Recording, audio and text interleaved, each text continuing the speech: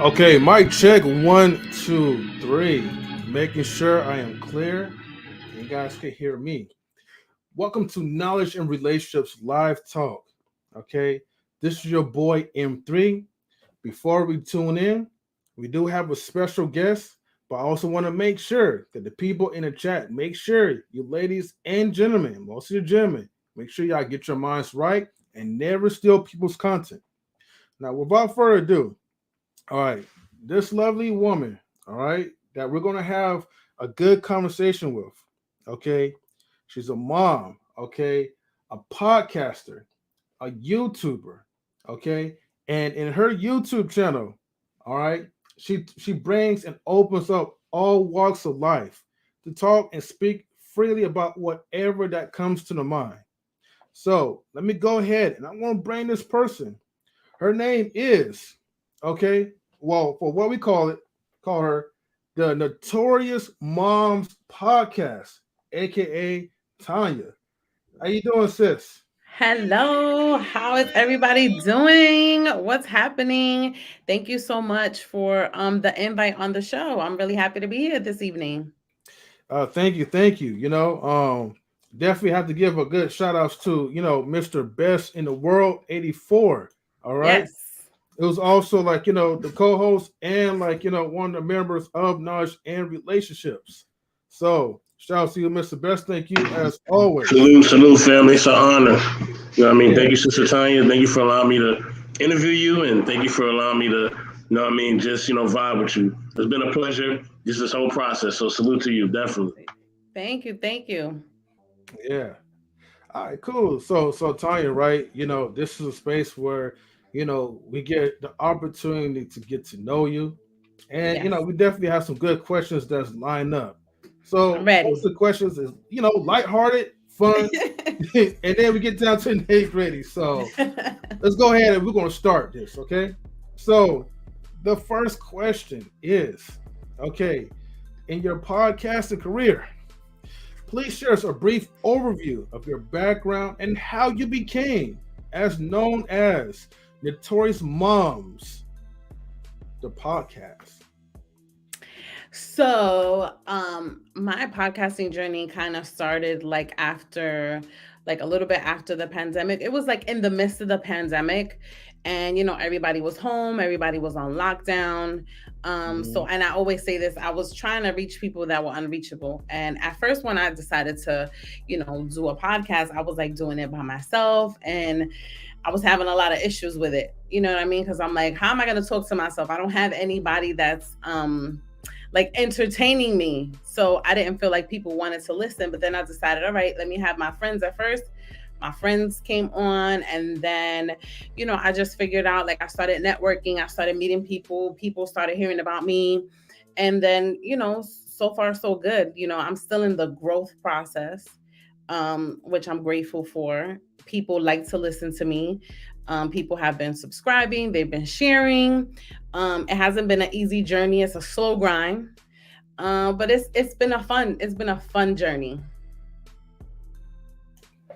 Awesome, awesome. So you're pretty much like where we was at like in 2020. Right. I feel like 2020 was the year where everyone started to develop their podcast, and even Right. for us ourselves, we are still in the development stages, Right. trying to get monetized with YouTube. Hopefully, they will approve us. Third Right. time's a charm. Um, Yes. Building our network and also meeting new people. Doesn't Right. matter about like the subscriber count, how Right. many views. It's all about what can you really contribute into today's society. Right. Agreed. Yeah, so thank you for sharing that little snippet. And then okay, and then what inspired you to become a social media influencer, and how did you initially build your online presence? Hold on, M3, before we move on, before Mhm. we move on to the second question, I have a question myself. Okay, Right. all right, Mr. Best. I'm So here my for it. question is this. My question is this. Have you always been in a setting where you had to publicly speak? Whether it was like theater, debate team, things of that nature. Have you always been in that setting, or was it something completely new for you? So I I have always been, I consider myself an artist because I sing and I write and I dance and I do a little bit of everything. So like in school, every time there was like a play or a show, I always trying to get in there. I want to be, in the mix of it all. I applied to like some performing arts high schools, when I was younger. Obviously they ain't get me in there, but that was their loss, not mine. Okay. Let me guess. Did you want to go to LaGuardia? Because I wanted to go to LaGuardia so bad. I did. I applied for LaGuardia. Yeah, they didn't want me. I was they didn't want me hurt. Damn. I was so hurt. But it was all good, Sometimes there has to be some no's. They say when one door closes, a window opens. So yeah, so that was kind of it. Like I used to be shy, and then as I got older, I got much more comfortable, like speaking in front of people and talking to people. Yeah. So that's okay. That. All right. So like, all right. Did like the performer arts, like, maybe taking a few courses, like, did that kind of help, like, build your confidence up? Yes, I did take some public speaking classes. Okay. To try to, to make me get a little better. But then I just feel like I just be going with the flow. Like when I talk to people, I try to be my most, genuine self. This is what you get. This is usually like me. I'm always laughing. I'm always joking. I'm always, talking. So that's just kind of how I am. I guess that's like in my personality as one of my character traits. Okay. I see. Yeah, that's the same thing. I'm gonna give M3 some information. So M3, because you don't know, because you're from California, right? LaGuardia is a very popular high school in New York, all right? Yes. Just like Brooklyn Tech, a lot of other high schools that's really big, Western House, things of that nature, right? In New Yorkers, if y'all know, y'all know. And LaGuardia is a school, like if you're performing arts, you want to go there. It's like if you like going to Juilliard. If you was like trying to be in college or whatever, you feel what I'm saying? Right. Yeah. I tried to get in there. You know what I mean? Sister Tanya tried to get in there, and they said, nah. It was hard. It was super hard. Because you had to go through a whole process. You had to fill out an application. You had to go to an audition. It was rough. And I just feel like back then they were doing a lot of lotteries, So that could have been part of it too. That's why we didn't get in. So you didn't really get a chance to like audition then? It was all about like, I guess the chance first, right? Yeah, no, I went to the school, I auditions and everything, and they just never called me, and I never got accepted. Dang, man. Yeah, that's their loss. I feel like for sure. You know what I mean? Like sometimes you don't know, man. You pass it up on good talent. Right. Yeah. Well, because all right, here's the thing. Like, I'm more into like performing arts. And even though like the furthest that I've ever done like after like my acting career was I tried to get into commercials, like low budget films. So I have this one film, but I don't know where I put the CD at, because now these days like if you didn't like record it publicly like online or whatever, you're not trying to find it. You lost it. Yes, exactly. So that too like helped build my confidence as far as like with public speaking, talking to people, and just being okay like with just having like my own flow in the conversation. Right. So yeah, like acting, performing arts, all that stuff really does build a lot of character, and it kind of takes the fear away from public speaking. Right. So if it wasn't for that, like I don't think I would actually build a nerve to like create like an online presence like here. Right. And in some cases, when you come up in this space, especially like with social media, like you can actually apply the things that you once learned on here. So because we are an entertainment / educational type of channel. So but yeah, salutes, like at least like you and Mr. Best tried. Yeah, I mean, and as far as to answer your question real quick, as far as like being like a social media like influencer, that wasn't one of like my thoughts when I first started, doing my podcast. I just really felt like I had things to say, and I was like, all right, either people are gonna listen to me or they're not. And if you look back at my first live, I was like really nervous and really scared and stuff like that. But then I started getting really good feedback. Like people were hitting me up in my DMs, like, oh, You're so relatable. I can relate to your topics. And I'm like, okay, we going in the right direction then. This is all right. Hey, that's what's up, you know? Let's see, Mr. Best, you have anything you want to say before I go to I do have a question. Yeah, go ahead. But that's more of like when we get into the relationship topic. You know what I'm saying? So when we get more into personal stuff, I'm gonna get there. Don't be afraid, Tanya. You know what I'm saying? You told me you was gonna talk your mess, so I'm ready for it. You know what I'm saying? I'm here for it. Man, I don't know. Not a lot of people's ready for the relationship questions, but okay, I digress though. All right. All right, as we're still getting to know you, can you please tell us more about your personal brand and the unique message you aim to convey to your audience? So my personal brand is, Notorious Momz, but I think my number one message, especially to like moms, right? Because I'm a mom, so I try to relate to other moms, but I'm also very inclusive. I try to relate to everyone. A lot of times as moms, we get a lot of judgment. We are expected to be always on our A game. We have to be empathetic. We have to be nurturers. And sometimes you just don't feel like doing it. And that's okay. So that is like my number one message. It's okay to be not okay sometimes. Sometimes you don't want to deal with the kids. Sometimes you don't want to go to work. Sometimes you don't want to clean. Sometimes you don't want to cook. And that is okay. It's okay to not be okay. I like that message, and unfortunately, like a lot of like single moms, like or moms, period, like they do get a lot of flack, right, in this space, especially like on YouTube. Which, right, if you be around, you hear some of the dumb rhetoric or whatever. You will definitely get a rude awakening from some of these other men. I would just say that's a fair warning. Right. So, keep doing what you're doing. I'm glad that you do have your podcast and you're trying to uplift like the moms, whether they're single or not. Right. Every mother or single parent, even dads too, right? Right. They all need some type of encouragement. Correct. So salutes to you guys, and salutes to Kings and Dreams. Salutes to Wally, Sophisticated Jerk, B-Eazy Dat Dude, Cool Gamer. Thank you everybody for tuning in into like Knowledge Relations Podcast. Family. Much love to y'all. And also, I'm gonna give like another major salute to Kings and Dreams, because I don't know if you tune in to the last live talk, but because of my interview with Kings and Dreams, and the questions that he did give me, it helped me to pretty much improve on my questionnaire. So thank you for your time, Kings and Dreams. Appreciate it. So all right, cool. Mr. Best, do you have any questions before I go to the next one? Oh no, let's keep going. Let's keep pushing forward. Okay, for sure.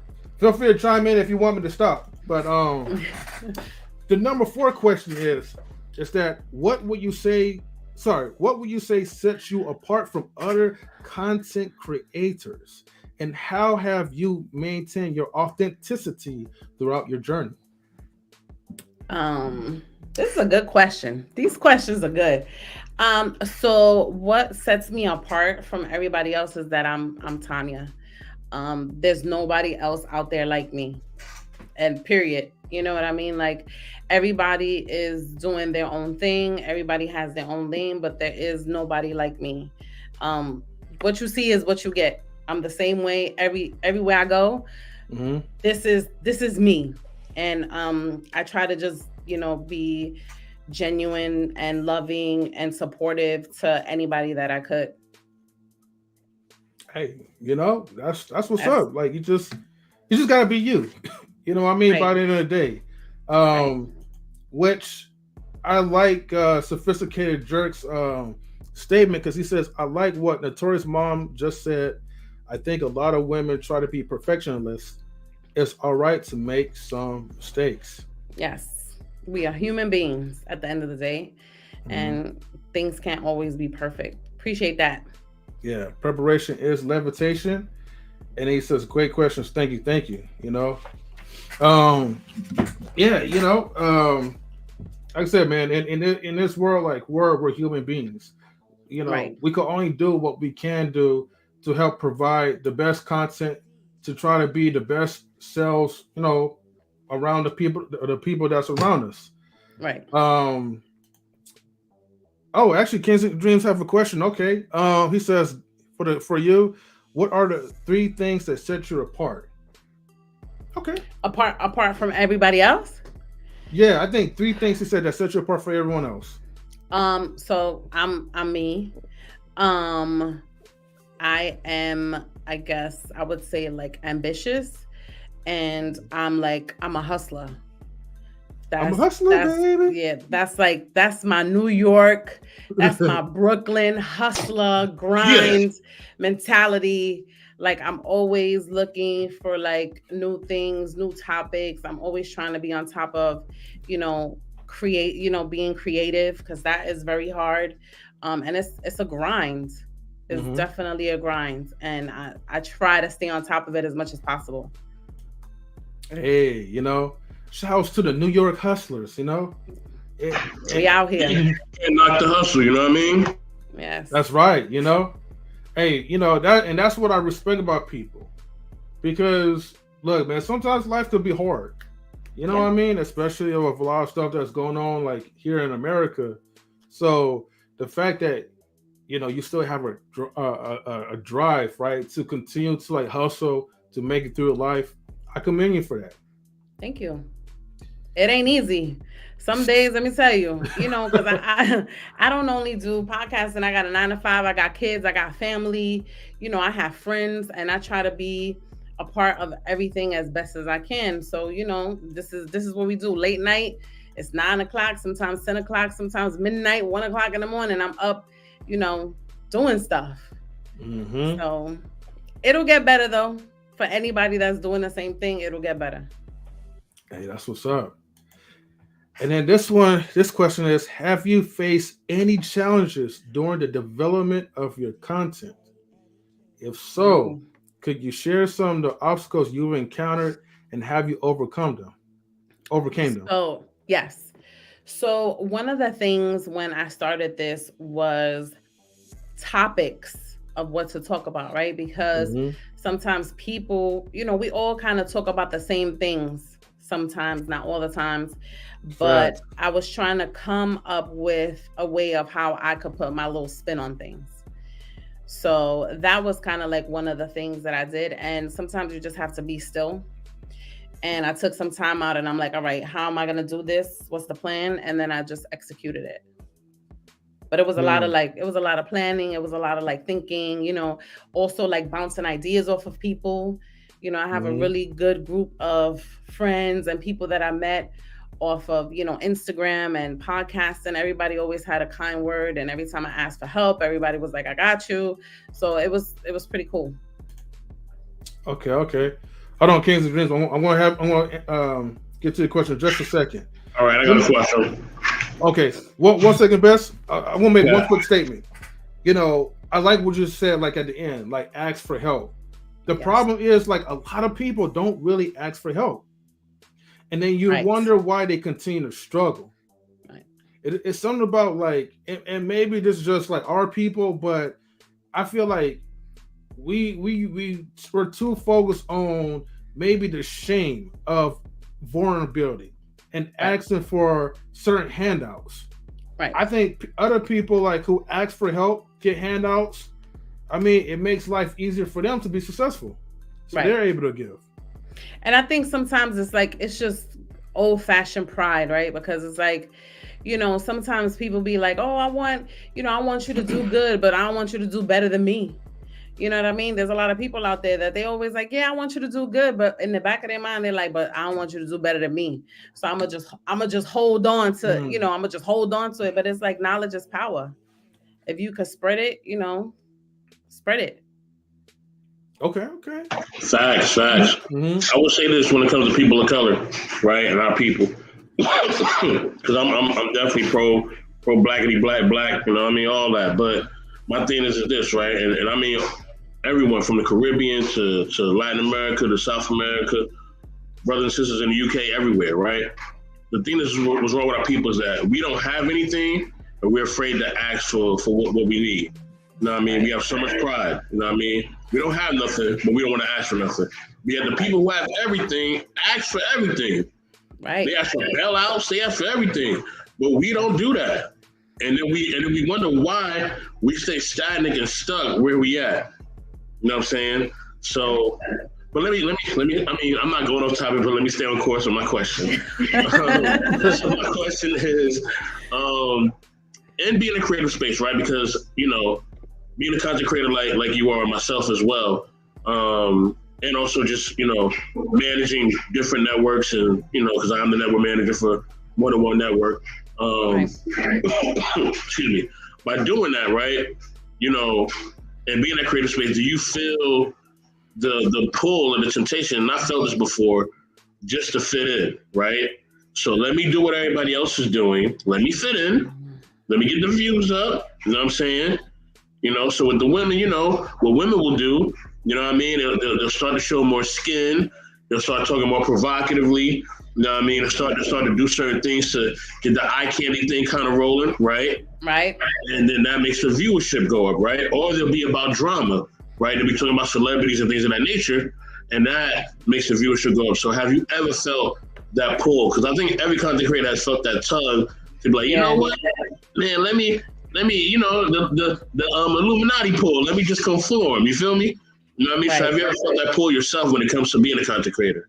Yeah, so I have, and sometimes I'll just be like, you know what, let me just join the crowd, right?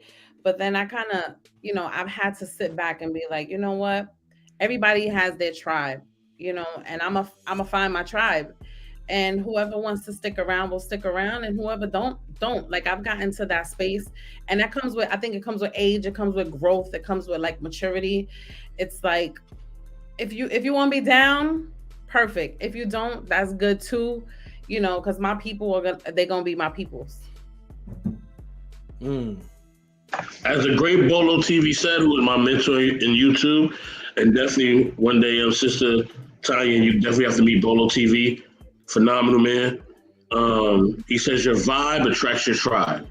Right. You know what I'm saying? So, and that's one thing he's always kept me focused on. You know what I mean? Focusing on my vibe and focusing on who I am, and that's going to attract the people that I belong to. Not the people that I think I want to be around, but the people I actually need to be around. So I'm not going to be rude. Kings and Dreams, we see your question, brother. So let's get to definitely Kings and Dreams question, because he has a few. So. Now, the first question, I'm going to definitely highlight that. And Kings and Dreams, I like the second question that you asked. I'm going to cue that up when we get to the relationships topics. So I'm not going to forget. His question is, what do you think are 2 to 3 best qualities that you think that you can teach your children that will benefit them?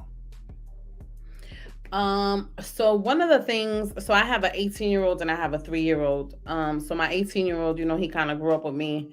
But one thing that I've always tried to teach him is, like, your word is your bond.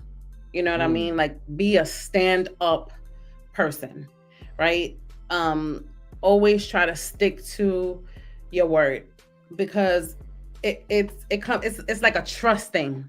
You know what I mean? When people trust you, they, can I curse on here? I don't know if I can curse, but absolutely. Right. I was cursing earlier. Go ahead. When people trust you, they fuck with you. You know what I mean? Like, and that's one of the things that that I've always like instilled with him, like, be a stand-up guy, and the other thing is, like, get your finances in order, save money, and be financially stable. Those are like my 2 main ones right now. And don't get a crazy girlfriend for him, because, these man, girls, the crazy bitches, man. Oh man. Man. Unfortunately, they out there. That's just the world we living in. Hey, there you have it, ladies and gentlemen. Like, this is a woman that's speaking, like, for you guys, like, hey. Yeah. I don't discriminate. Yeah. There's crazies in every form, shape, men, women, everywhere. Yeah, we got it. You know what? This inspires me that she said that. we got to do a man eater topic because nobody's talking about that. And don't y'all go stealing it either, okay? All right, y'all listen. Don't be trying to steal my shit. All right, I'll drop that shit like right after the show for real. I might drop it right now. No, I mean we'll change the tagline of the interview. We'll make this shit the man eater shit real quick. But we that's something that has to be covered because people don't be talking about the women who are like really on some like what was the movie back in the day? Sister Tanya, what was the name of the movie? When a chick was she so many like Fatal Attraction, she put the bunny, Fatal Attraction, she put the bunny, she cooked the bunny, yeah. And that comes with, unfortunately, there are a lot of people that are dealing with mental health issues. That is like another big topic. There's things that people have gone through, trauma, and unfortunately, you don't start to really realize what's going on until you're in the thick of it. So, it's kind of like, you got to be careful. So I tell my son, like, just be careful. Take it slow. Hey. Because once love is there, you kind of lose a little bit of logic. Correct. And then those red flags are really red, but you think they're green, but they really red. Hey, moms know best though, from woman to woman. And let's see, King's of Dreams says mental health is extremely important. Yes, facts. That's a fact. Sophisticated Drake says it's trust and consistency. Absolutely. And shout outs to L Cool J. He says Cool I like J, her tagline. He says I like her tagline, things that people think but never say. That's clever and instantly demands a person to subscribe. And then also shout outs to OGPatrice. Salute, OG. Greetings and salutations, family. All right. Let's go ahead. Where are we at right now? We're on number 6. Queens of Dreams questions. Queens of Dreams questions. We gotta knock those out real quick. No. I got the other one. No, I got the last one saved when we get to the relationship questions. He has 1 or 2 questions. No. He asked 2 questions. I got it in 2 though. Okay. Yeah. Let me see. Number 6 is, as someone who has found tremendous success on social media, right? Because I still look at every win as a win. Okay. How do you navigate the ever-changing landscape of online platforms and continue to stay relevant to your audience? Oh my goodness. The algorithms are always changing. Tremendous success. I appreciate that. Thank you. I feel like I'm not there yet, but I'm on my way.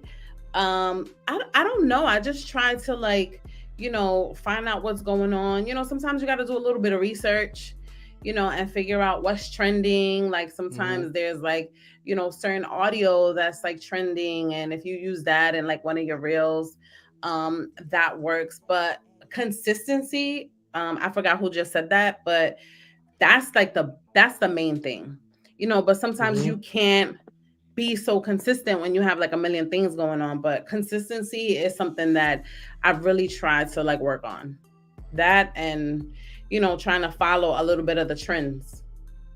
Okay. Yeah, and look, people, right? It takes a lot of work doing content creation. Like you gotta when you're talking about you gotta follow the trends, you literally have to be up to date, up to speed on some things. Even things that you don't even like. Okay. Right. You still gotta be up to date and still be in tune to it, because you never know who you bring up. They may talk about a topic and you just want to make sure that you know what they're talking about. Right. You got to keep your ear to the streets.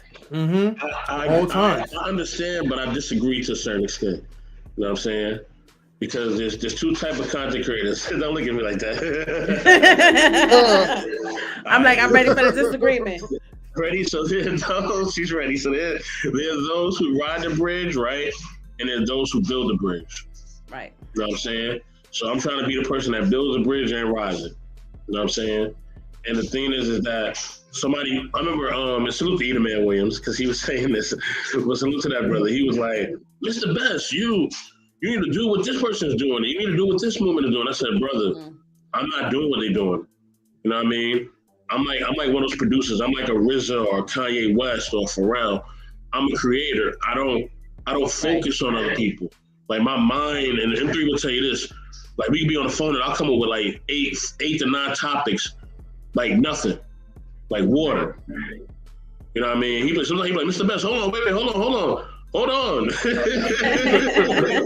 Best, hold on, Best. You know you gotta strike when the iron's hot, though. Yeah, got you know what I mean. But that's just me. I wake up like that. He knows that. He can call me at any time of the night. In the morning, I can be half asleep.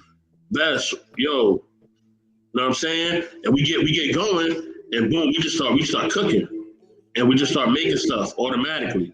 That's the best. You know what I mean? And that's true.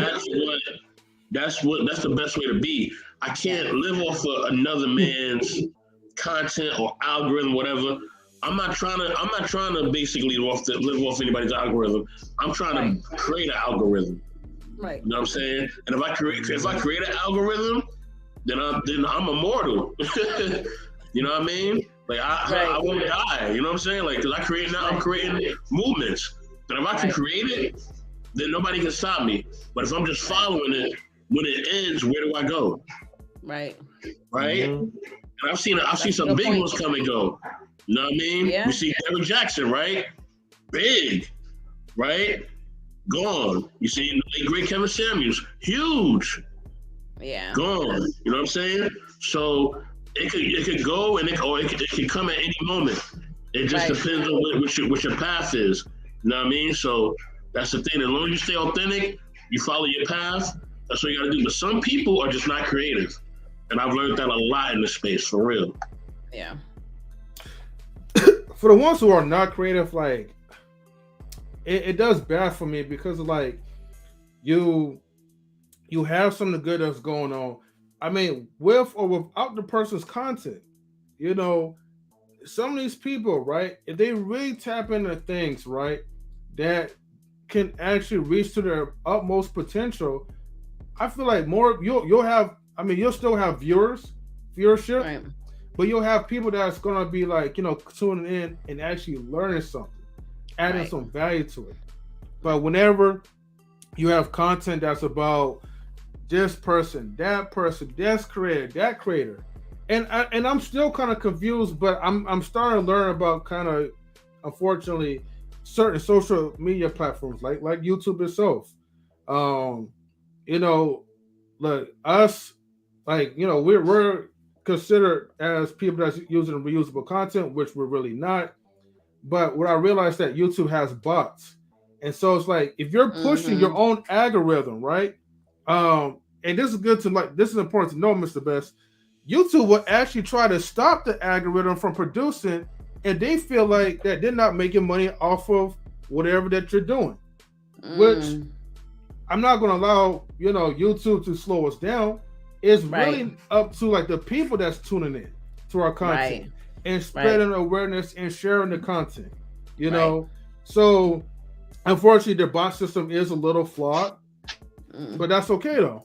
You know, it's all about bringing the people to you and creating your own algorithm. Even if social media platforms themselves will try to stop you if they're not making money from your content, through ad revenue. When you're a content creator, you're a visionary. You know what I'm saying?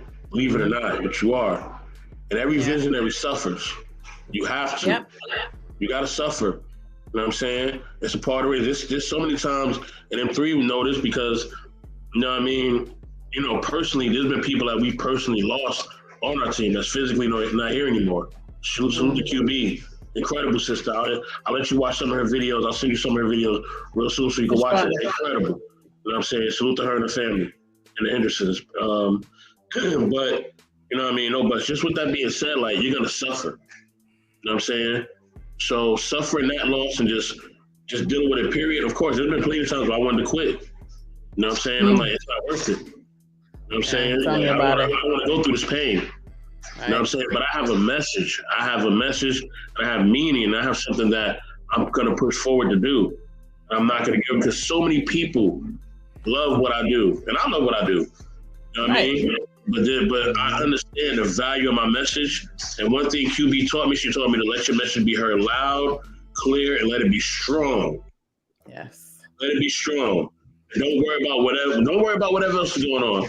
Let your message be heard. Her favorite quote was, "Be intentional." Yep. You know what I'm saying? I love that. Yeah, definitely. Amazing sister as well too, though, man. But but yeah, man. Always shout outs and rest in peace to the great legendary QueBee. Her legacy is still living on, even outside of YouTube. So, and that's the type of legacy I would like to have, personally. A legacy where it's like, hey, if we're not around, you'll have the message that's here. You know what I mean? So, number 7, can you discuss a role that collaboration has played in your career? And are there any particular partnerships or projects that you are especially proud of? So I've collaborated with, I haven't really had too many collaborations, or I don't have any partnerships with anybody at this moment. Okay. But I think I'm proud of everything. That's what's up. I think I've done a little bit of this, a little bit of that, and I'm proud of it. Even for some it may be nothing, for other people it may be something, but for me, every time I sit down and I find my guests and I look at my content and I sit down and I create, I'm always proud of myself because I'm just doing it. And I ain't gonna stop. Hey, that's what's up. Don't stop the hustle. Right. All right. Number 8 is, in the world of social media, privacy can sometimes be a concern. So how do you balance sharing your personal life with your followers while maintaining your own sense of privacy and boundaries? So one of the things is I'm really private is of my 3-year-old daughter. On my Notorious Momz, my business page, I don't post her. I don't do any videos where you can see her face, because I feel like she's so innocent and I don't want to expose her to this crazy world that we're living in just yet. And basically just keeping things a little bit separate. I do have my personal IG page that's for family and a lot of my really close friends. They have all of that information, but it's just trying to keep it as separate as possible. Okay. I definitely understand. I respect that too, because there are lines where we keep our personal life to ourselves and we keep our social media life to the public. So it's basically whatever that we choose to allow the public to see. Right. Number 9 is, how many influencers have experienced the darker side of fame, such as online trolls and negativity. How have you managed to cope with the rise above these negative aspects of social media? So I am a work in progress.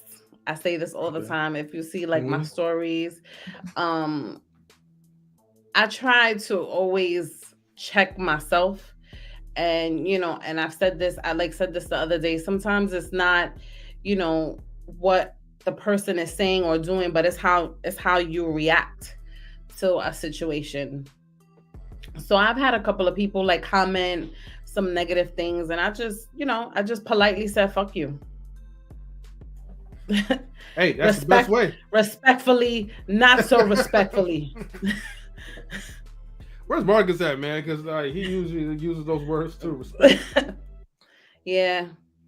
Okay. And some people, I'm not gonna be everybody's cup of tea, right? There's gonna be people that are probably not gonna like how I look or what I say, or there's probably people that's not gonna like my lipstick today, or but it's all good.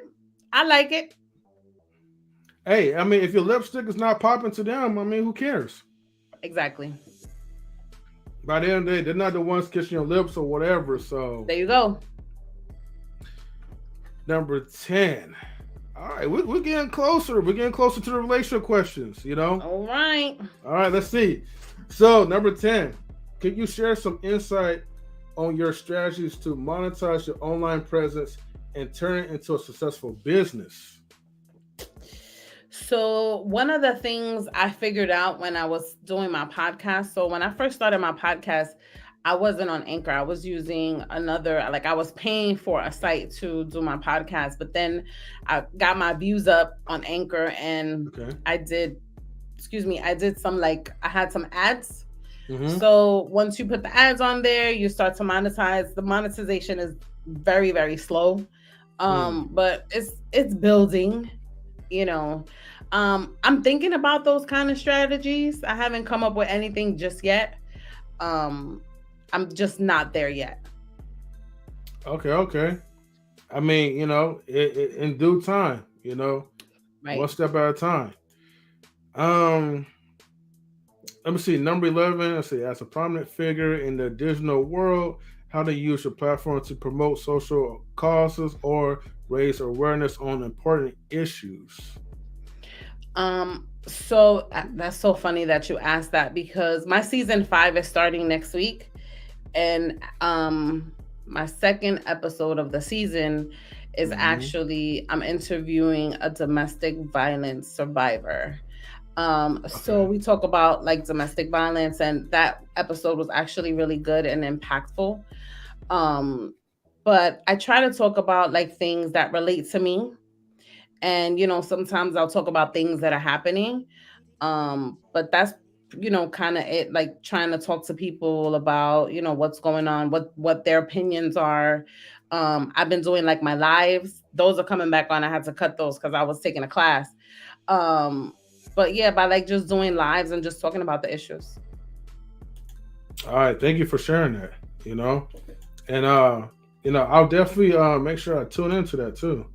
Yeah, that episode it was triggering. It was really good though. And it's on your channel on YouTube? Well, it's not out yet. It's gonna be my second episode of the season. No, I mean, like, would it be It'll out be everywhere? Yeah, it's gonna be on my YouTube. It's gonna be everywhere. Okay, got you. All right, number 12, and and later on, what I'm gonna do a screen share, so I could encourage people to know like where they could find you, like on your YouTube channel and all that. So I do have the only link I do have is your YouTube channel link, so it is pinned in the description. So, but yeah, I'm gonna do that in a minute. Okay. Number 12 is, what advice would you give to someone looking to follow in your footsteps and find success as a social media influencer? So one thing I would say is remain genuine, remain consistent, and just keep going. Like I think Mr. Best said it, like, sometimes he just wants to give up. And I felt like that a lot of times during this journey. Is like, oh, I don't want to create content anymore. I don't want to do this anymore. I'm tired, but then something kind of like flicks back on in my brain, and it's like, all right, no, we're gonna keep going. Sometimes there's gonna be bumps in the road. Sometimes there's gonna be, life changes, difficult situations, but just keep going, keep creating, and just being the best self that you can be. Okay. I like that. And number 3, go ahead, Mr. Best. No, I was gonna say that she's absolutely on par with that. Like, and I think also, and a lot of people may say, oh, Mr. Best is caping and whatever. So whenever you red pill, just say, I don't really care about y'all anyway, because I be doing my own thing. But I'm gonna say this: people don't understand what women have to go through just in any industry, especially social media. You know what I mean? The amount of unwanted flirtatious behavior and the hopping in the DMs and not being professional, but yet you want to be taken seriously as a professional, but you flirt every 5 minutes. Like, that's not, we're not here for that. You know what I mean?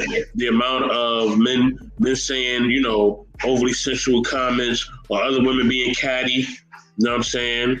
They have to protect their children, you know what I mean? Because, their moms in real time, you know what I mean? So they have to do certain things. And women, as I always tell people, women, are more vulnerable, you know what I'm saying? in society. It's just a fact. You know what I'm saying? And we can look at it in any retrospect, even in relationships, right? Men, me and them three could go be with 10 women right now and wake up and go eat a biscuit. But that woman, if she do that, she may become pregnant. You know what I mean? I ain't never gonna become pregnant. It ain't gonna never happen. Ever. You know what I'm saying? But a woman is susceptible to that. And since you muted, by the way, I hope you know that. So thank you. No problem.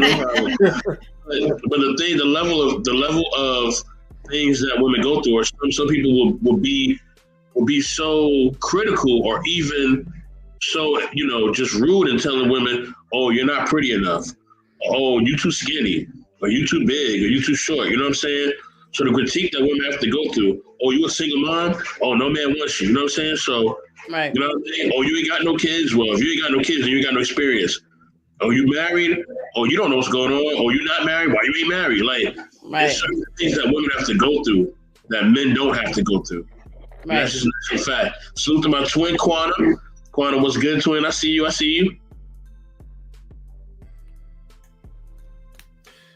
Yeah, no, I definitely do agree, Mr. Best. And actually, I was on YouTube and I was watching a disturbing clip.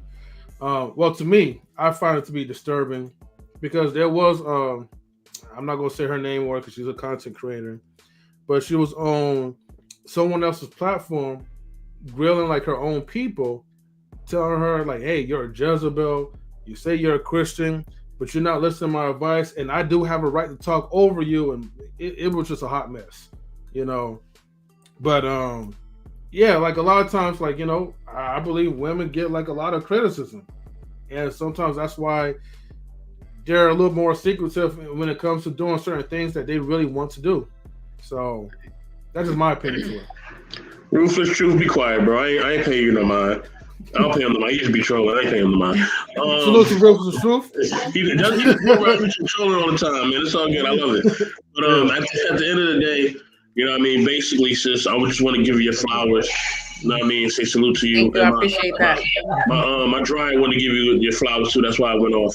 So that was that little loud, ring in the background. If y'all heard it. So, but yeah, definitely want to give you your flowers for just standing strong and letting your voice be heard and letting your message be heard.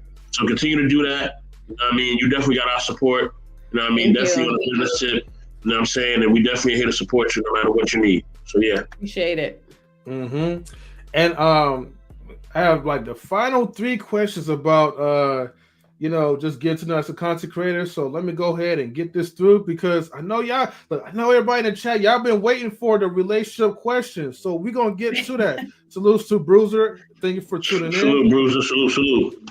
Because I know y'all people in the chat cannot wait to cut the hell up. So let's go ahead and get this out the way, right? So looking back on your journey, is there anything you would have done differently or any lessons learned that you would like to share with our audience? I would have started sooner. For sure. I definitely would have started sooner. Like if I had the knowledge and, if I had the know-how, I definitely would have started this sooner. Okay. That's one of the things that I would change. For sure. I could rightfully say that a lot of content creators probably will feel the same way. Like, man, I should have started on this channel a long time ago. I should have did live streams a long time ago. Excuse me. But sometimes it takes a pivotal moment in order for us to really take things into action. So I dig it. Number 14. Can you tell us about any upcoming projects or collaborations your supporters can look forward to? Well, I know you did answer the question earlier about your upcoming show, about raising awareness. But if you like to speak on that again, or maybe you have other things that's going on as well, feel free to let the viewers know. So I have my season 5 is starting next week, Monday. I have my Instagram lives that I'm gonna start doing again, and I have some other things that are in the baby, like they're still in the infancy. So I won't talk about it just yet, but I have a couple of things on the horizon. Hopefully, sometime soon, shit will start popping off. It's taking some time. All right, for sure. Thank you for repeating again for the people who just came in. And finally, where do you see yourself and your brand in the next 5 years, and how do you plan to continue evolving and growing within the world of social media? That almost sounds like a goddamn dating question. I ain't gonna lie. Where do you see yourself in the next 5 years? Well, that's a good question. In the next 5 years, I hope to have impacted other people's lives. I guess that's like one of my goals. I want to reach more people. And I've thought about the next 2 years. I haven't thought about the next 5 years. I should be thinking about the next 5 years, but I hope in the next 5 years I'm just not working as much. Okay. That's kind of one of my goals. Hey, I like that. I don't want to be working so hard. They say work hard so you can play hard. So that's the plan. Yeah, that's the plan for myself, man. Hopefully in the near, very near future, Yes. I could get there. Yeah. And then he says, women, okay, ruthless truth, right? Men, that's all I'm going to just say. Men, bonus question, which also leads into Kings and Dreams question. Hopefully, Kings and Dreams, you're still here, because I didn't forget about you, my brother. But let me go ahead and I'm going to pull this out. All right, because now we're getting to closer relationship topics. But he says, for you, what do you think? What do you think? I think I answered that one already. No. Let's see. What do you think? 2 or 3 qualities that you think you could teach your children that will benefit them? No, he was asking you something different. He asked you. I thought I had that in 2 or 3 something about a content creator. 2 traits of the content creator. But this is something about your kids that he's asking your family. Okay. Okay. So it's different. All right. That will benefit them. So financial, I think I said that earlier, teaching them about finances and teaching them to just be consistent in everything that they do, no matter what it is. Yeah, okay. All right. Hopefully King Streams was still here so he could hear his question get answered. Otherwise, you got to check the replay. Now, all right. I want to ask you this one last question, and then we're going to really get down to the nitty-gritty. I see the numbers going up, so they are waiting for those relationship type of questions. I know you people are, man. So the bonus question is, when you receive our invitation to join Knowledge and I read it wrong. When you receive our invitation to join our panel as a special guest, what was your first thought in mind about us, and why you decided to give us Knowledge Relationships a chance? So I think that everybody that reaches out to me, I always want to give them a chance. But the biggest thing is when Mr. Best contacted me, our conversation was vibing. And I go off of first impressions when first speaking to someone. If we start talking and I feel a little weird about something, I usually be I'll decline, but him and I, when he started explaining stuff and he invited me, I was like, absolutely. I'm feeling the vibe. I'm down for it. Okay.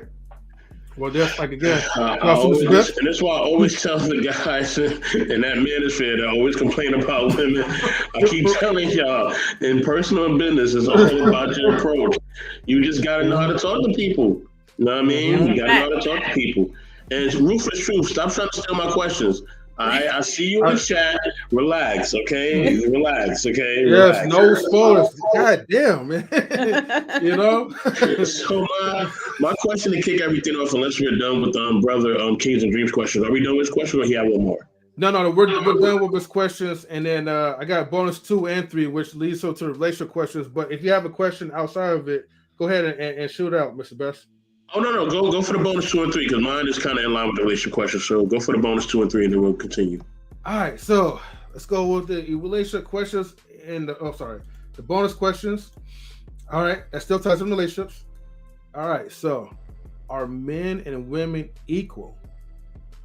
Oh boy. So I'm on the fence about this. And equal how, right? So are we talking about equal when it comes to like working, or equal as people, or like equal as a whole? So you could break down those 3. Okay. You said equal as working, equal as a whole, and then what was the other one? Like as just people. Yeah. So let's go with the people in part. The job in the job market, men and women are never going to be equal, unfortunately. Women have to work harder. You know, we have to. That's like a whole nother different topic. But in that sense, I don't think we're ever going to be equal. Like as people, we're not going to be equal either, because we're different. We're just different. And when it comes to things that men and women can do, I don't think so. I think there's always going to be a rift between men and women. Okay. What would be like, if we could talk about strengths, right? What are some things that a man could do that maybe women cannot do, and what are things that women could do that men are not capable of doing? So obviously men can't give birth, so they're never gonna feel the pain that comes with giving birth. And that's why some people say, you know, that women are weak, but we're really not, because if we're able to push a whole human out of our bodies, that's a strength right there. Well, some people don't push them out, some people have C-sections. And just like, I don't know, like I don't know. I'm stuck there. No, it's okay. All good. May I chime in and give some perspective? Yeah, sure. Men and women are equal, right?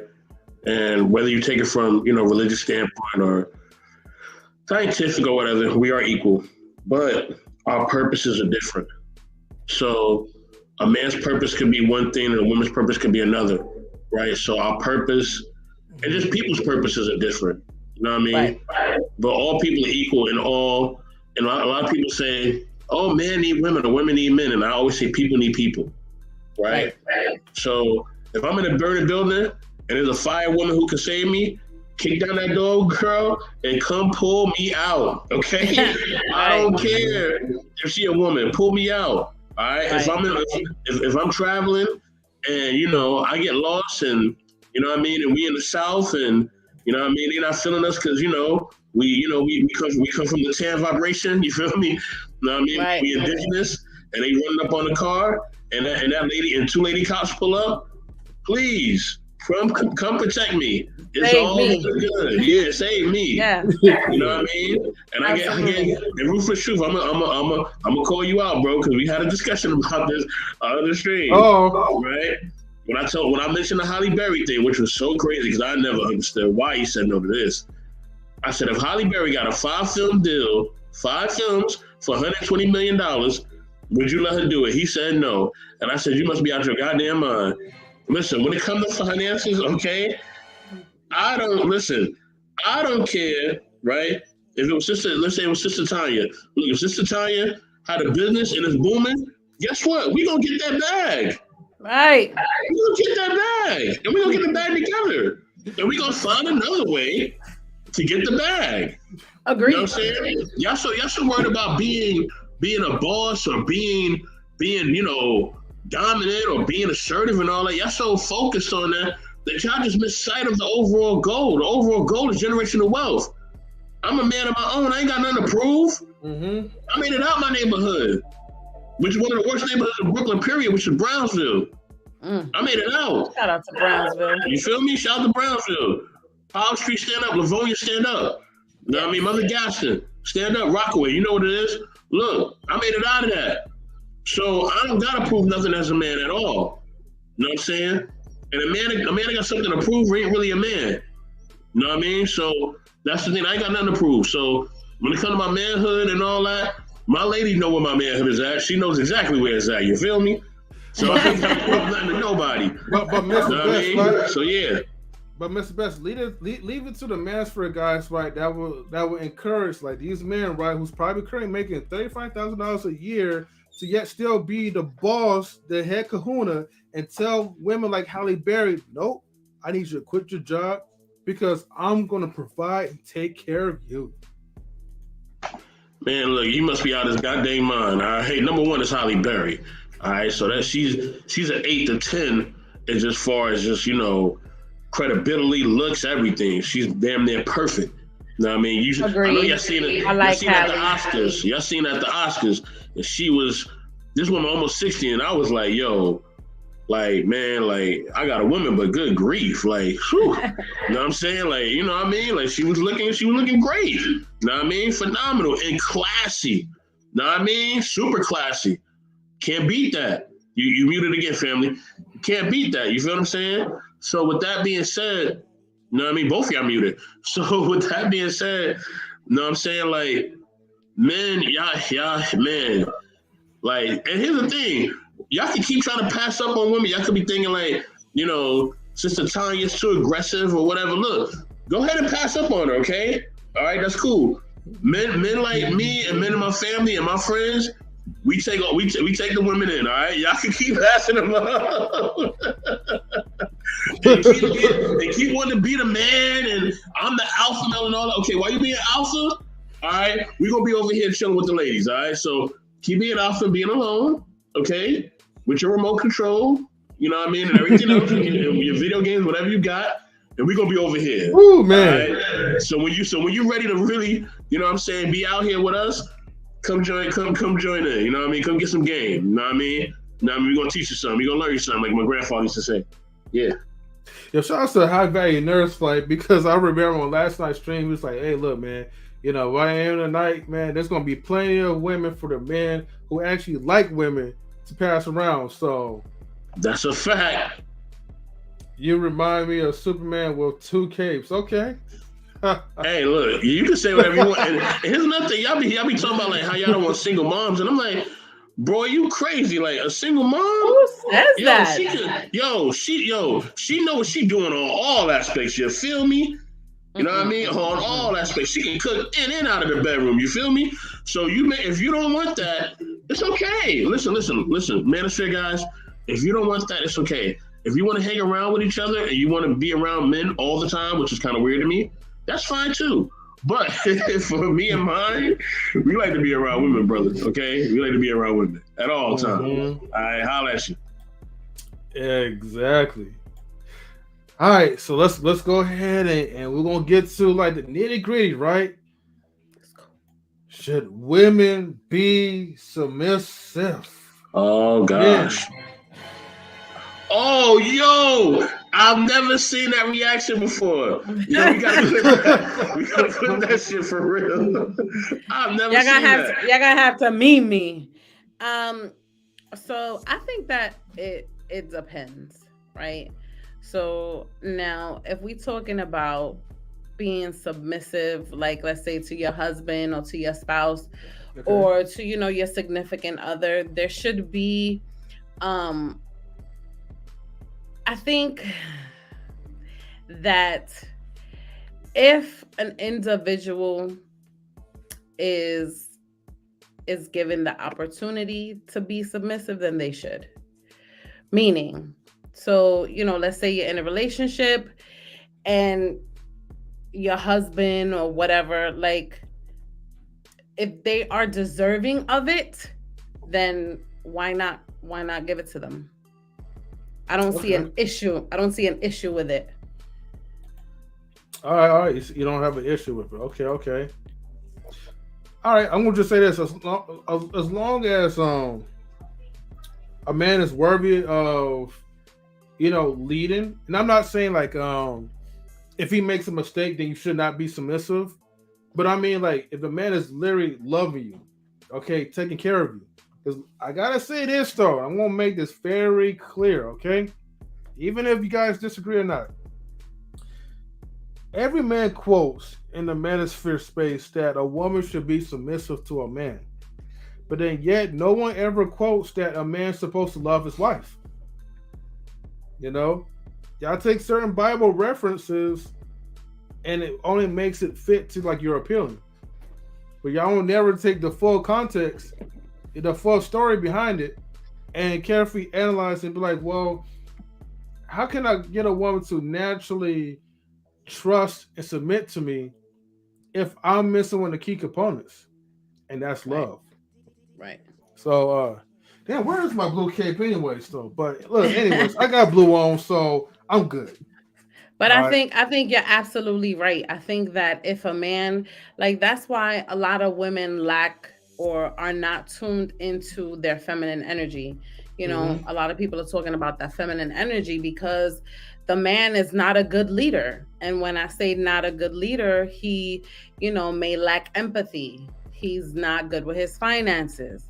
He's not a loving person, or he's not a good parent, or whatever the case may be. But you have to have the good leader traits in order to get your woman's feminine energy. I will say this though, right? And it's not even a disagreement with y'all, but I will say this perspective. I'll say a woman should always be submissive and feminine, and a man should always be masculine and provide leadership. You know what I'm saying? And the reason why I say women should always stay in that role is so y'all can weed out men who are not on that vibe. You know what I mean? But if you're not being in your feminine, you're not being submissive, then you're gonna be masculine. And if you're masculine, then you're gonna attract the wrong vibe. You feel what I'm saying? But if you're feminine and you're submissive, you attract the right vibe. And then the men who are not in that role, in that lane, you can just weed them out. Just weed them out.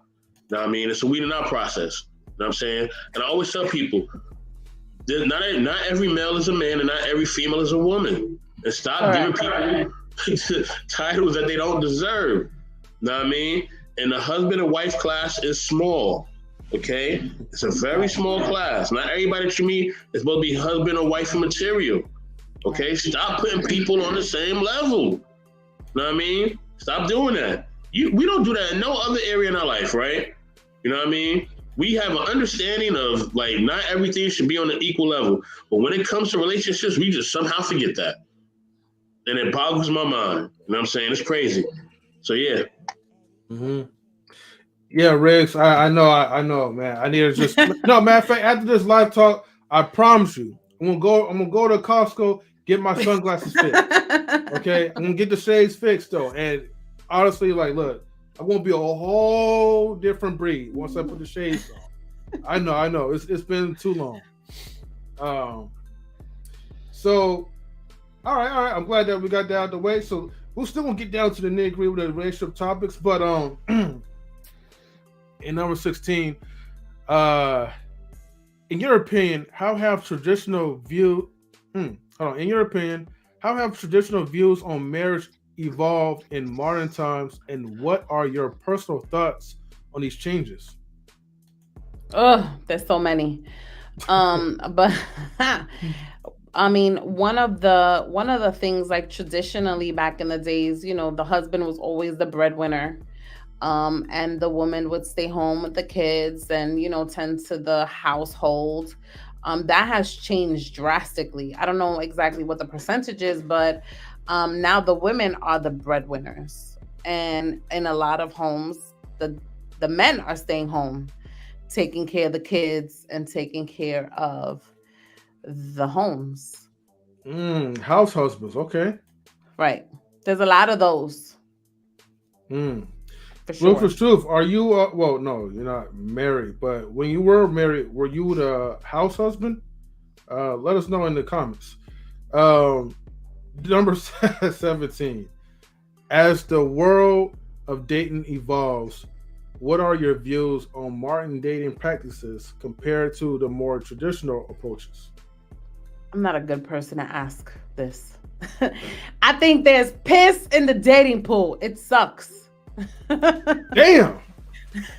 But you're a woman. Like it doesn't benefit you. Like hell no. Listen, the dating pool sucks this day and age to be at a certain age and to date, because you know what? A lot of people are, they just want to get something out of you. You know what I mean? I feel like people are not, they're not willing to, foster and build relationships anymore. It's all about what I can get from you, what I can't get from you. And when shit gets tough, it's like, all right, on to the next. Okay. All right, thank you for answering that. Yeah. It's not good. Yeah. Date. Look, let me just say this. I mean, I'm a little old school because I never had to use dating apps. Like in my prime, whatever. It's just more like approach, talk, build, connect. And however you want to do it. Some people say fuck or whatever, but however y'all want to do it, it's always been from in-person meetups. Yeah. Never through social media. Dating apps. Exactly. And I think dating apps made people a little hella lazy. All right. But, and more skeptical. Skeptical too? Because you don't know what's out there. People be catfishing all the time. Okay. Ruthless truth. That's not true. A lot of things Ruthless Truth is a lot of things that Ruthless Truth could say is never really true, right? Well, only he said 95%. That's a large percentage, sir. Yeah, he don't know. He's talking about the hyenas though. How do you think society can improve the dating experience, and what role should technology play in shaping these improvements? So I think that one of the ways is that people can put their phones away. There's less and less of the human contact. When you go to the coffee shops, when you go anywhere, people are constantly on their cell phones. Always on their phones. People, I feel like there's missing human communication. That is one of the things that could improve, because people don't even talk anymore. If you want to ruin a person's day, allow them to. Well, no. If you want to ruin a person's day, take their cell phone away. I like that. You want to ruin a person's day, take their cell phones away. Yeah. And look, God forbid, because I don't want no one to go crazy, but God forbid, like if we lose the internet for like 24 hours, all these people gonna go. What you gonna do? I love human contact. Like there's a lot of times I go to my friend's house, we sit down, we talking, we having coffee or whatever, drinks, blase. And I like that. And sometimes we don't even get on our phones. We don't even use our phones. Rick says they'll hate you. You take the phone, right? If you take the phone, no, they will beat your ass if you take the phone from them. It's more gonna be hate. It's gonna be like a hate crime. Yeah, pretty much. That is advice, right? These phones. I've seen parents take phones away from the kids, man, and I'm like, man, they be having like the biggest meltdown. They'd be like, yo, I'll take the ass whooping, right? You can whoop my ass, but you take my phone away? Oh man, we're gonna be fighting daddy. You know what I mean? Like, and these kids don't know. Fight. Look, back in the days, we used to have pay phones. We had beepers, and we did a lot of stuff by sending little letters, little notes, and stuff like that. Yeah, man. The good old days, man. That's long gone, man. Yeah. Those are traditions that we need to have back. Yeah. Speaking of traditions, what are your thoughts on the concept of being friends first before dating? And do you believe that this approach can lead to a more successful relationship? Yes and yes. I think that getting to know someone on a friend level is like super important. Because you're like getting to know them, and sometimes when you're getting to know somebody as a friend, the pressure is less. You're just getting to know each other, and even when you date or you get married, you still have to continue to maintain to be friends. You have to be your partner's friend, not just their partner. I like that. And then some, like, back then, friends with benefits was actually a thing too. Right. And I think it was a lot better than being in the friend zone.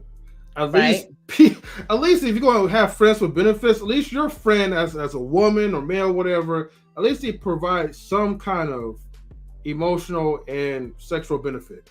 Right.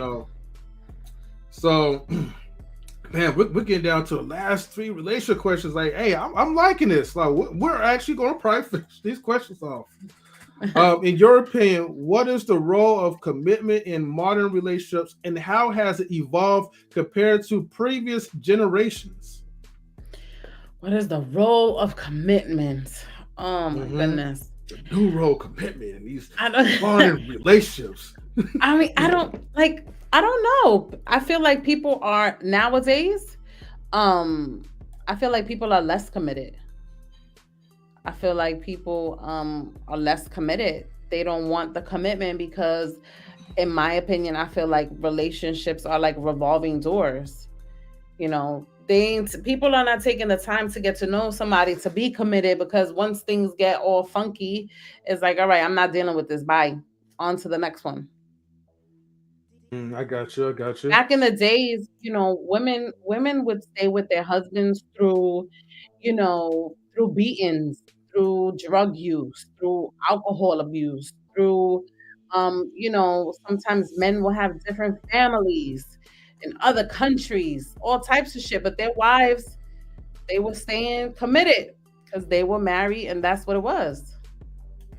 Okay, that's what's up. And Riggs, I will drop the link after when we get to the last 2 questions. So it's coming down soon. And down to the wire. Yeah. And it won't probably be for too long. Like, I'll probably give you guys at least a couple of minutes to come up anyway. But yeah, let me go ahead and get to number 21. See, I was gonna have 21 questions, but I'm gonna add the bill 22. Fuck it. But I got a question too, but I'll wait till after this one. Oh, you want to answer it now, Mr. Best? I'm a patient man. I'm a patient man. I'm cool. So, you already got it up there. I can wait. Okay, for sure. How do you feel about the rise of online dating platforms and their impact on the way people form and maintain relationships? So I think that online dating is not terrible, but I feel like it's not the best way to genuinely meet somebody. You know what I mean? And foster a relationship, because behind this computer screen, behind a dating app, you can be whoever you want to be. You could be Mr. Wonderful. You could be Mr. Fabulous. You could be Michael Jackson. You could be whoever you want to be.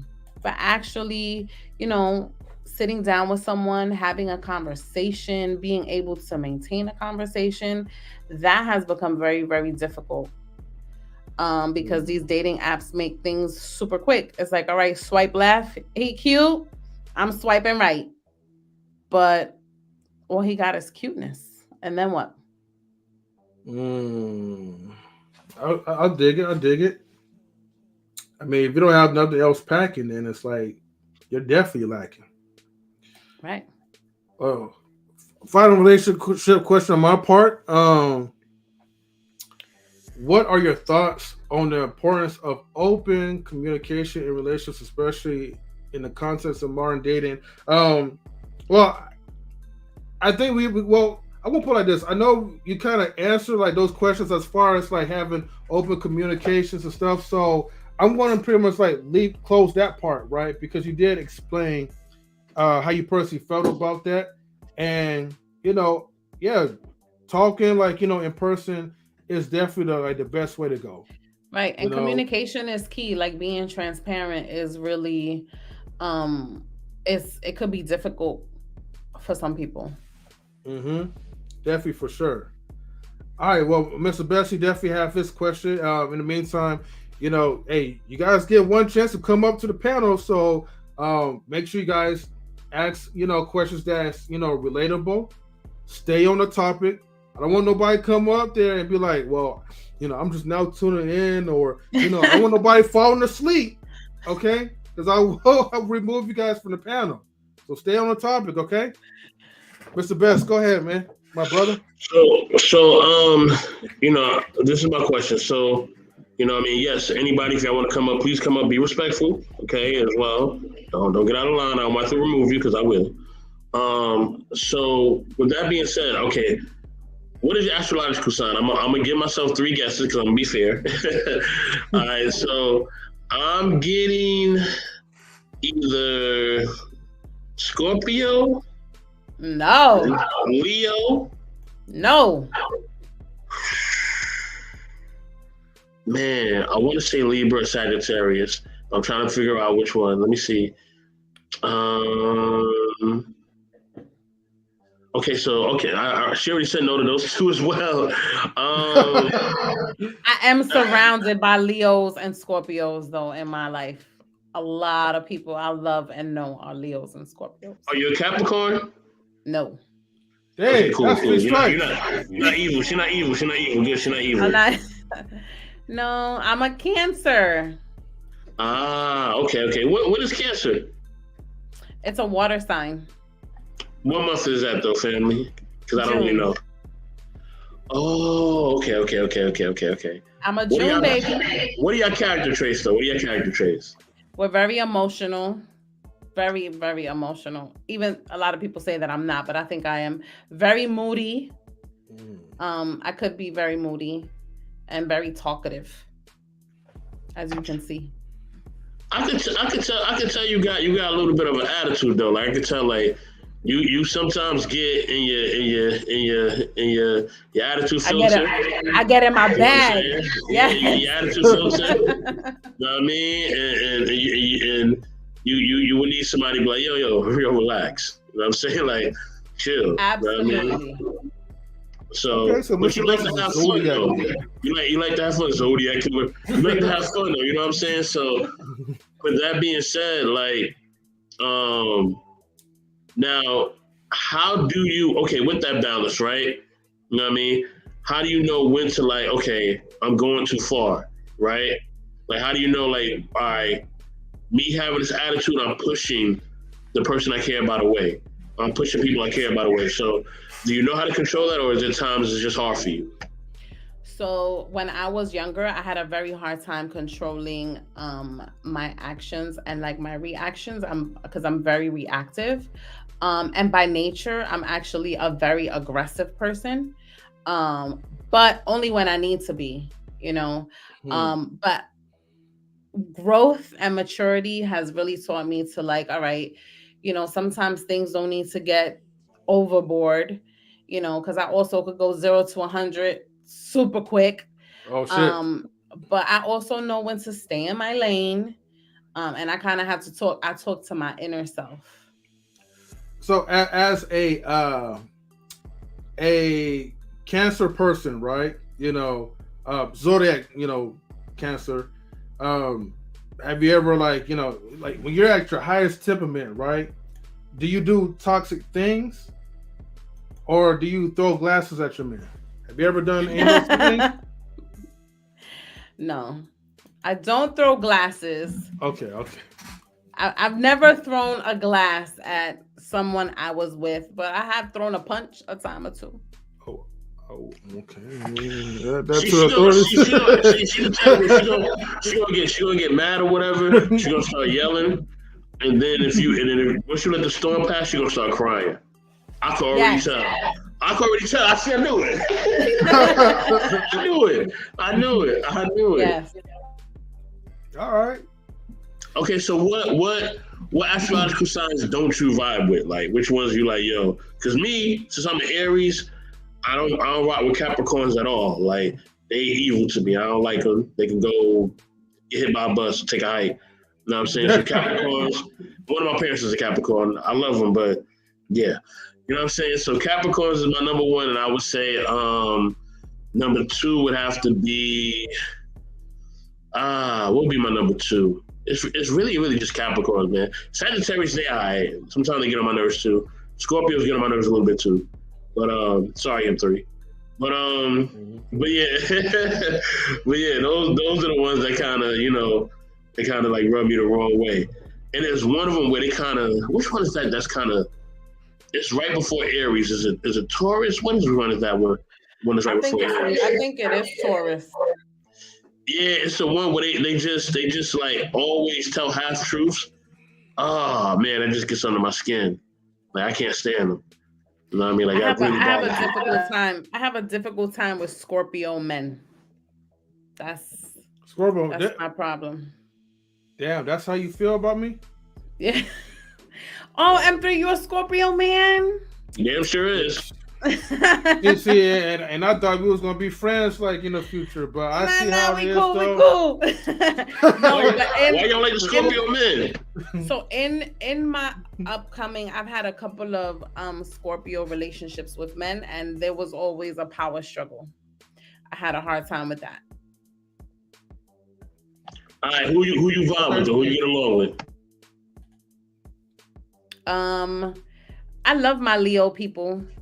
And, you know, Leos are tough, but we balance each other out because Leos are very, like, strong and Cancers are a little bit emotional. So we know how to, like, be chill sometimes. So I have a lot of Leo friends and I love them very much. Okay. That's what's up. What month are the Leos? August. In July, like end of July. End of July, August. Yeah. I love Leos, but they think that they perfect, though. And that annoys me. All right. Well, we'll learn more about the zodiac signs. I'll tell you that. This is a zodiac killer.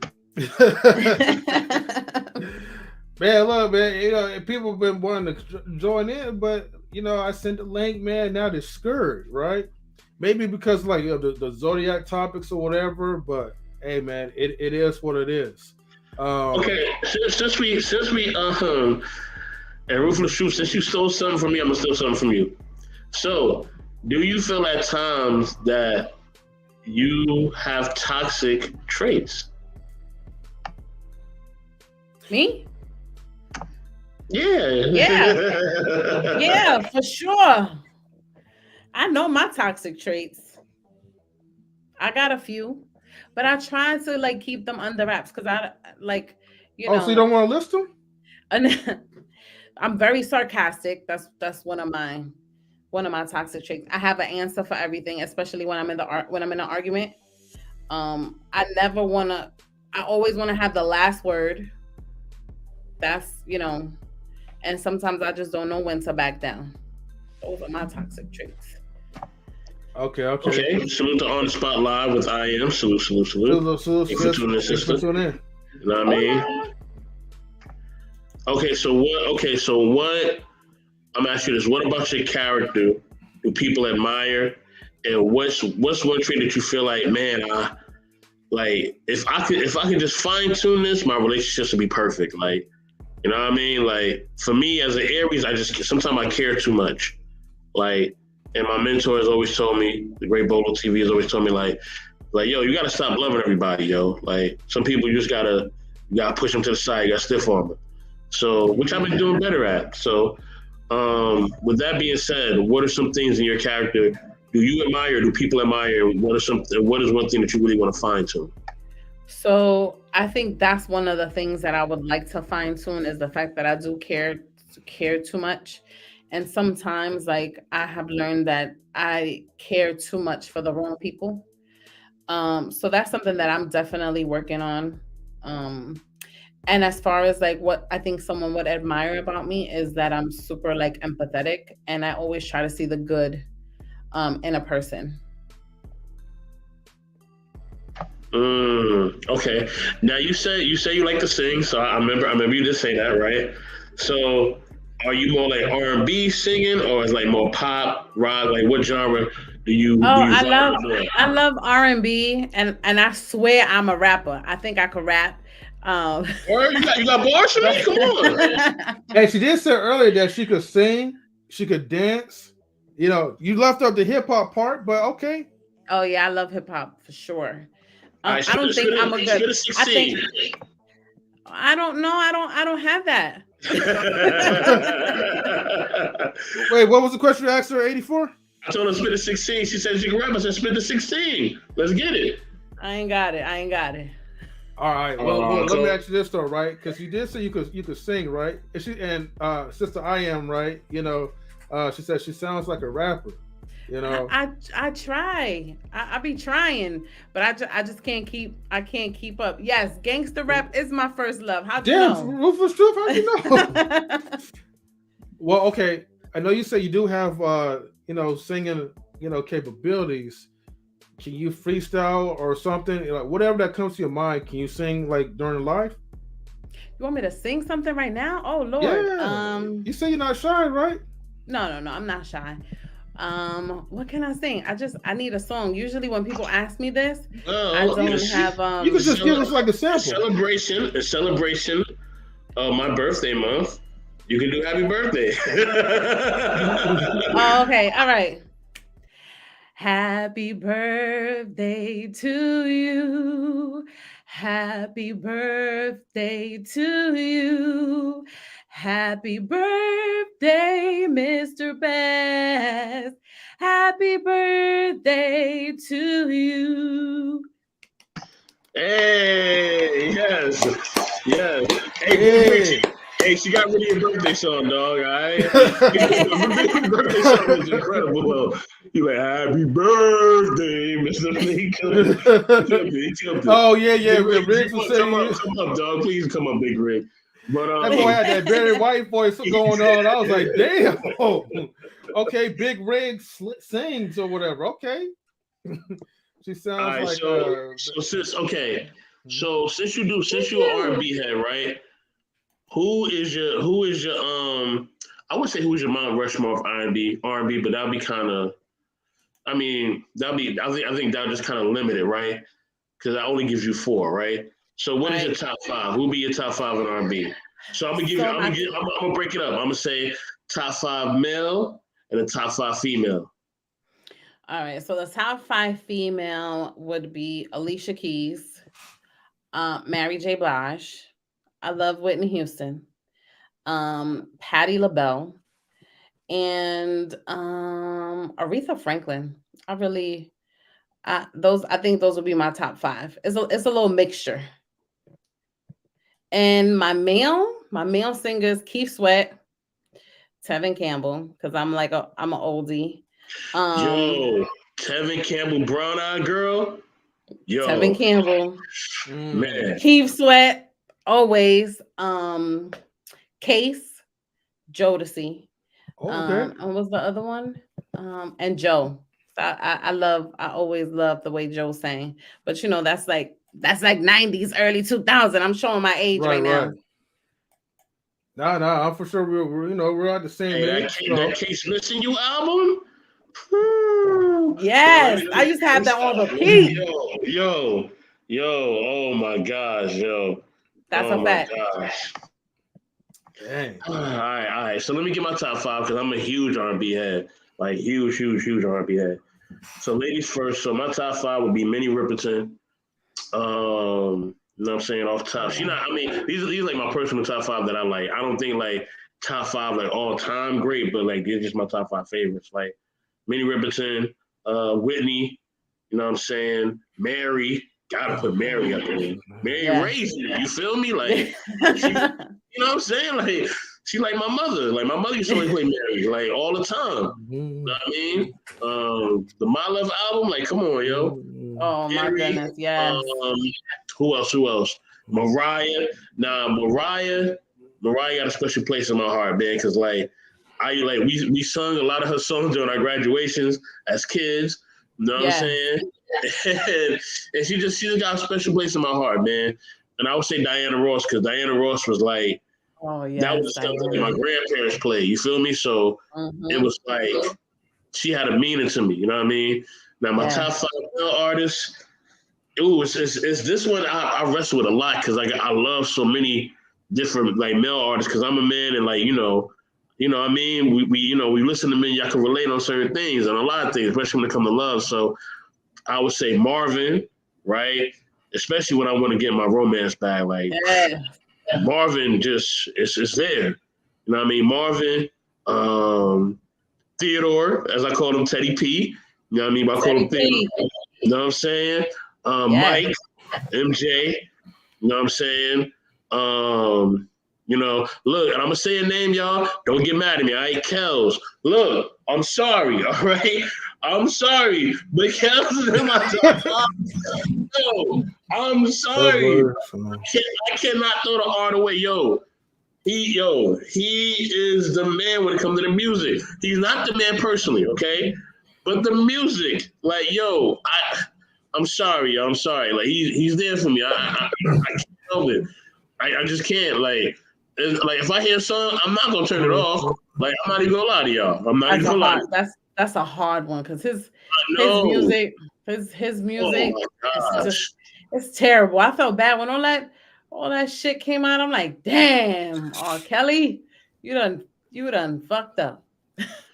Yeah, but we've been knowing about this like for years though, that he's been doing some iffy type of stuff. But I feel you, man. I understand the pain of it because the music sounds great though. All the shrimp and lobster honeys, downtown shopping honeys, on your mall, clip honeys, ribbon sippers. Yeah. That's my man. That's one of my favorite joints. And I would say CB, Chris Brown. I'll definitely say Brown, man. Like sure. You know what I mean? Like those bros, like all of them like influenced me so much, man. And I gotta throw an honorable matter of fact, I want to put CB there, but I gotta trade CB for Stevie Wonder. I'm sorry. CB, I love you. All right, Chris Brown, I love you, but Stevie just he influences so much of just like my personality, what I think about R&B, and me trying to attempt to sing because I feel like I can sing, but whatever, you know what I mean? So, but yeah, like you know what I mean? Like Stevie is like the all-encompassing artist. Like he can do everything. He can do anything. Like so, those are like my top 5 male artists. Like you know what I'm saying? For real. You know what I'm saying? So, but my favorite lately, man, has really been. I ain't gonna lie, like. I think Teddy P, man, is really like he been one of my favorites, man. It's because he sings with so much like emotion. You know what I mean? Yes. It's transparent. You feel me? Mm-hmm. That's for sure. Yeah. And don't forget about Usher. We gotta put Usher in there because I love. I got Usher on the list though, but he's like one of my honorary mentions though. You know, him and R. Kelly. I'm just gonna start off by saying that, right? But oh yeah, can't forget about Prince too, man. Like when the doves cry. And yes, Ruthless Truth is like scared to get on the panel, but it's all good. We're gonna wrap it up anyways though, because I gotta get ready to head on out. But I didn't really put this in the exact order, but you know what?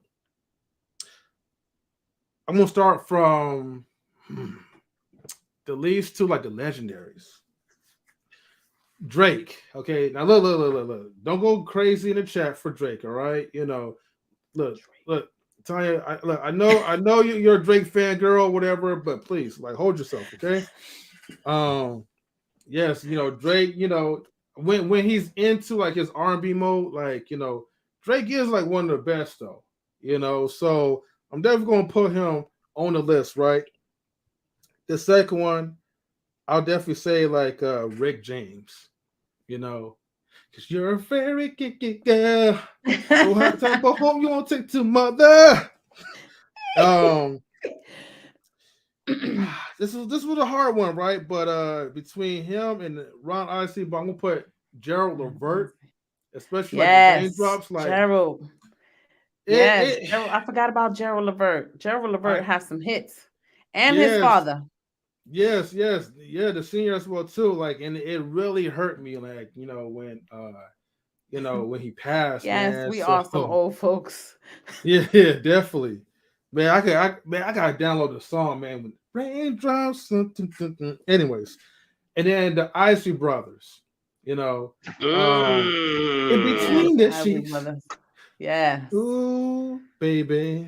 Anyways, that's one of my favorite songs too. Yeah.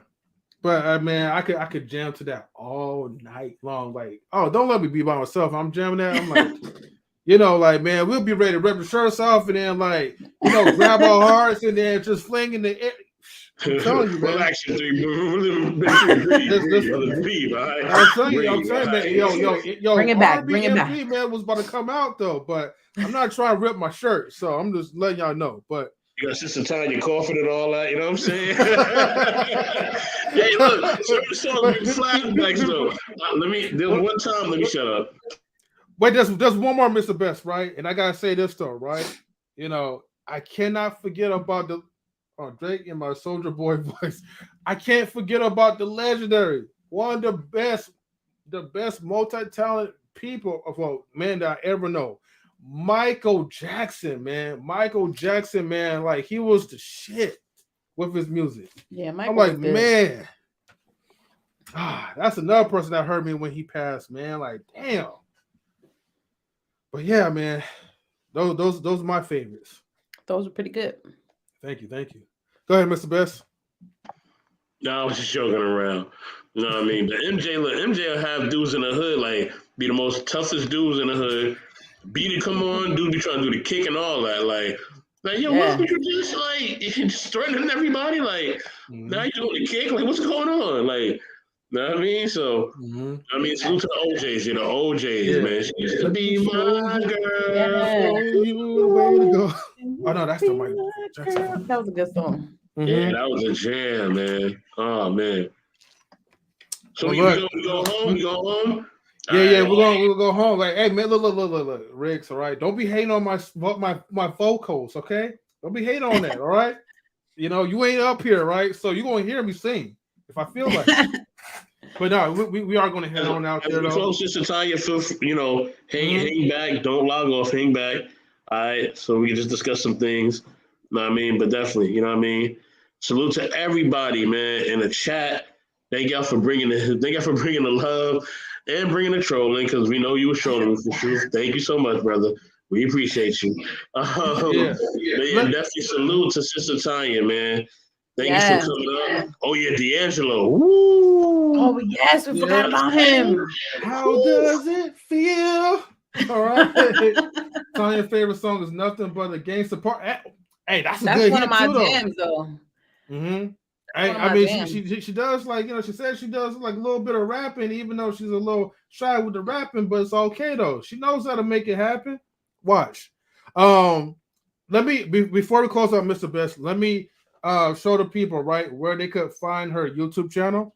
So I will do like a screen share of what's playing right now. So YouTube, don't get us confused. Fair use of our own channel, okay? So. All right, so if you are on the laptop or on the mobile, right, there's a thing that's called description. So if you go down to show more, right, because I'm doing this from the desktop. Are you guys able to see it? I just want to make sure. Yes, sir. I can see it. Okay. So right underneath, right, okay, where it says subscribe to our YouTube channel, just click here. All right. It's gonna circle around and it's gonna take her to like her YouTube channel. And like, I did this intentionally, right? Because, I want to show you guys how to hit the subscribe button, right? But there's more to it than hit the subscribe button. So you take your little mouse right here, you click subscribe. Oh, wait a minute. It says subscribe added. But wait, there's still more. There's still more. So you probably can't really see this little arrow, but take this little arrow right here. And then right where it says personalized, okay, go up, and then you're going to hit the notification bell to all, right? Okay. Hopefully you guys saw that.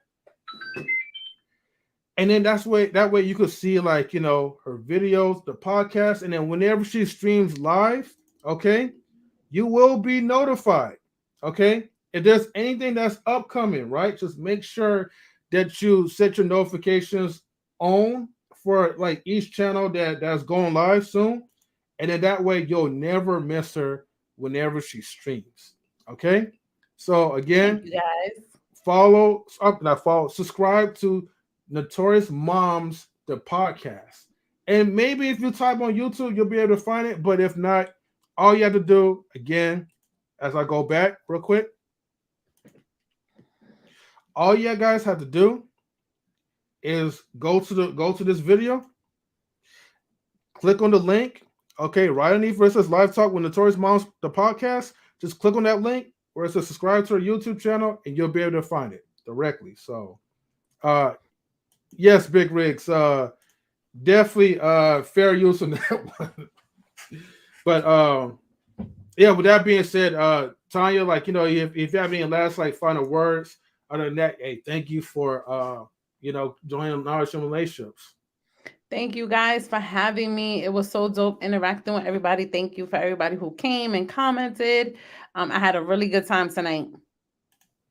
Yes, we definitely had a fun time with you as well. Thank you for answering all my questions. Definitely. And make sure, like I said, y'all subscribe. I'm subscribed. You know what I'm saying? Mm-hmm. I'm definitely tuned in. So look, y'all be tuned in as well, okay? Be tuned in. Show our sister some love and support, okay? You know what I mean? Because that's where it's at. You know what I mean? And listen, we're building something incredible here, man. We building our own tribe. You feel me? You know what I'm saying? So look, y'all don't want to miss out, okay? You know what I mean? As always, y'all know that we're going to be bringing y'all some new dope content. And you never know, Notorious Momz may be pulling up to some other things. You never know. All right? So just be ready. All right, y'all. Much love, y'all. Salute to the sister. Peace. Bye. All right. Stick around in the background, Tanya, and then we're going to discuss further. But anyways, thank you everybody for tuning in to Knowledge Relations Live Talk. Hit this favorite, share the videos, and comment after the show to help build the algorithm for YouTube. Peace, everyone.